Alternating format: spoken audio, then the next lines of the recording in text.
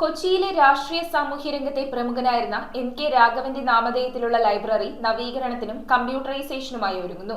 നവീകരണ പദ്ധതികളുടെ ഉദ്ഘാടനം Kochi mayor advocate M. Anilkumar നിർവഹിച്ചു. എം.എൽ.എ. കെ.ജെ. മാക്സി ചടങ്ങിൽ മുഖ്യാതിഥിയായി. കൊച്ചിയിലെ രാഷ്ട്രീയ സാമൂഹ്യ രംഗത്തെ പ്രമുഖനായിരുന്ന എം.കെ. രാഘവന്റെ നാമധേയത്തിൽ കൊച്ചി നഗരസഭ 9ാം ഡിവിഷനിലുള്ള എം.കെ. രാഘവൻ മെമ്മോറിയൽ ലൈബ്രറിയാണ് നവീകരണത്തിനും കമ്പ്യൂട്ടറൈസേഷനുമായി ഒരുങ്ങുന്നത്.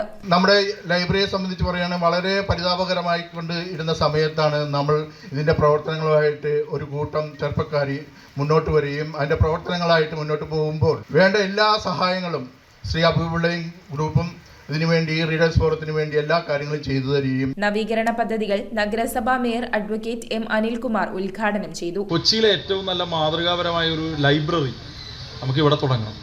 കോർപ്പറേഷൻ്റെ ലൈബ്രറി ഒരു ഡിജിറ്റൽ ലൈബ്രറി ആക്കാം. അങ്ങനെയാണ് ഈ പദ്ധതി തയ്യാറാക്കിയത്.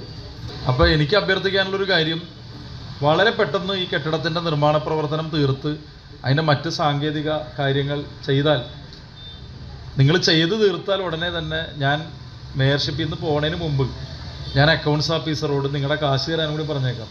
പ്രയോറിറ്റി ഉള്ളതല്ലേ,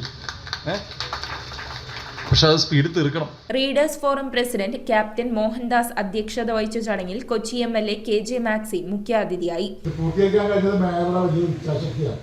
ഈ കഴിഞ്ഞ 5 വർഷക്കാലം അഡ്വക്കേറ്റ് അനിൽകുമാർ മേയറായതിനു ശേഷം ഈ നഗരസഭയെ എങ്ങനെയാണ് ഒരു നഗരസഭയായിട്ട് ഉയർത്തിക്കൊണ്ടുവരാൻ കഴിയുക എന്നുള്ളതാണ് ഏറ്റവും പ്രധാനം.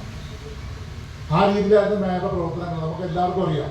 Deputy mayor K A. Ansiya, councillor Habeebulla, C A. Shakeer, C D. Vatsalakumari, Seena teacher, doctor Sreeram Chandran, P S. Shibu എന്നിവർ പങ്കെടുത്തു. നമ്മുടെ മനസ്സിനകത്തുണ്ടായിരുന്ന ഒരു ആശയം മേയർ തന്നെയാണ് നമ്മളോട് തുറന്ന് പറയുകയും അതിനു വേണ്ടിയിട്ട് എല്ലാവിധ പിന്തുണയും നമുക്ക് നൽകുകയും ചെയ്തത്. 2024-25 വർഷത്തെ ബഡ്ജറ്റിൽ നമ്മുടെ ലൈബ്രറി ഇതുപോലെ ഒരു ആധുനിക ലൈബ്രറി ഡിജിറ്റൽ ലൈബ്രറിയാക്കി മാറ്റുന്നതിന് 60 ലക്ഷം രൂപ അനുവദിക്കുകയും അതിൻ്റെ ടെൻഡർ നടപടികൾ പൂർത്തീകരിക്കുകയും ചെയ്തൊരു അവസരത്തിലാണ് നമ്മളിവിടെ ഒത്തുചേർന്നിട്ടുള്ളത്. ഇതിൻ്റെ നിർമ്മാണ പ്രവർത്തനവും മറ്റു കാര്യങ്ങളും എത്രയും പെട്ടെന്ന് തന്നെ ആരംഭിക്കുമെന്ന് തന്നെയാണ് നമ്മൾ പ്രതീക്ഷിക്കുന്നത്. News bureau, Kochi.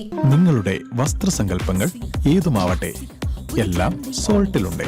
The Salt fashion near Sreenarayana hall, Chullikkal, Kochi.